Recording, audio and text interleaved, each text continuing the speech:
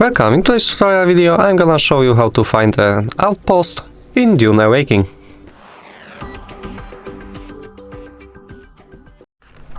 So the outposts are very good for collect any items you want.